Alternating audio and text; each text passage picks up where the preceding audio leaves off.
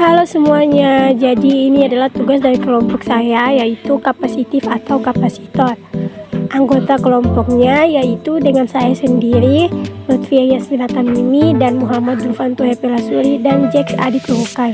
Selamat menyaksikan semuanya. Nah, pengertian kapasitor.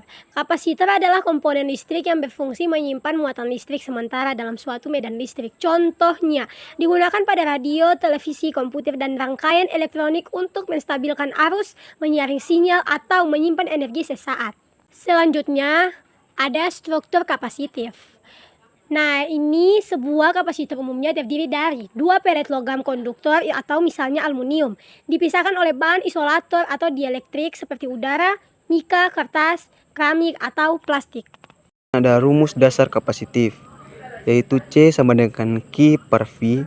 Keterangannya, C adalah kapasitansi dalam suatu farad atau F, Q adalah muatan yang tersimpan dalam suatu kolom atau C, V adalah beda potensial atau tegangan dalam suatu volt atau V. Berikutnya ada kapasitor pelat sejajar. Kapasitor pelat sejajar adalah perangkat yang terdiri dari dua pelat konduktor datar yang disusun sejajar dan dipisahkan oleh jarak tertentu. Fungsinya adalah menyimpan muatan dan energi listrik dalam bentuk medan listrik di antara kedua pelat. Kapasitasnya C dapat dihitung dengan rumus C sama dengan delta adalah permitivitas bahan di antara pelat A cap A adalah luas pelat, dan D adalah jarak antar pelat. Energi yang disimpan dalam kapasitor adalah energi potensial listrik yang tersimpan di dalam medan listrik di antara kedua pelatnya. Rumus W sama dengan 1/2 CV pangkat 2. Keterangan W sama dengan energi yang tersimpan atau joule, C sama dengan kapasitansi atau farad, dan V sama dengan beda potensial atau tegangan atau volt. Rangkaian kapasitor. 1. Rangkaian seri. Disusun beraturan berantai muatan Q sama tegangan berbeda. Rumus 1/C pangkat 1 sama dengan 1/C pangkat 1 tambah 1/C pangkat 2 tambah 1/C pangkat 3. Kedua, rangkaian paralel. Disusun sejajar pada dua titik sejajar yang sama, tegangan V sama, muatan berbeda. Rumus CT sama dengan C1 tambah C2 tambah C3. Yang ketiga, rangkaian campuran.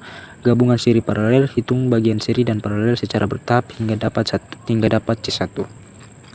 Pengaruh bahan dielektrik. Bahan dielektrik adalah bahan isolator tidak menghantar listrik yang diletakkan di antara dua pelat kapasitor. Contoh, udara, kaca, mika, plastik, keramik. Fungsi bahan dielektrik. 1. Meningkatkan kapasitansi kapasitor. 2. Mencegah terjadinya keloncatan listrik antar pelat. 3. Menjaga kestabilan medan listrik dalam kapasitor.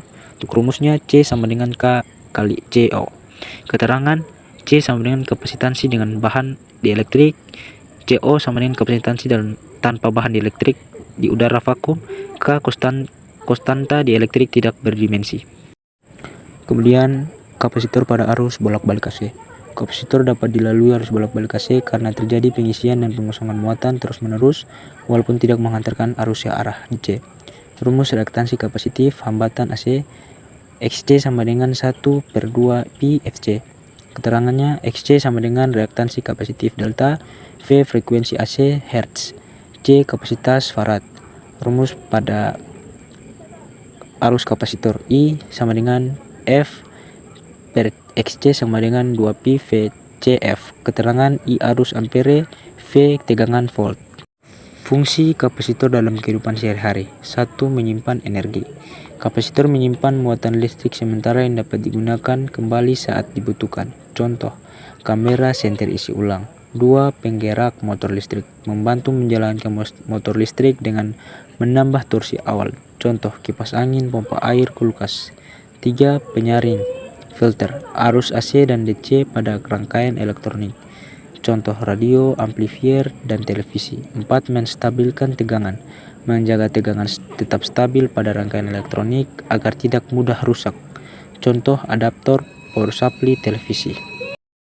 Nah, jadi di sini ada contoh soalnya yaitu 3 buah kapasitor masing-masing mempunyai kapasitas. C1 sama dengan 4 pF, C2 sama dengan 6 pF, C3 sama dengan 12 pF. Ketiga kapasitor dihubungkan secara seri. Hitung kapasitas pengganti rangkaian tersebut. Nah, penyelesaiannya. 1 per CX sama dengan 1 per C1 tambah 1 per C2 tambah 1 per C3 sama dengan 1 per CX sama dengan 1 per 4 tambah 1 per 6 tambah 1 per 12 sama dengan 1 per CX sama dengan 3 per 12 tambah 2 per 12 tambah 1 per 12 sama dengan 6 per 12 sama dengan 1 per 2. Jadi CX sama dengan 2 pi R.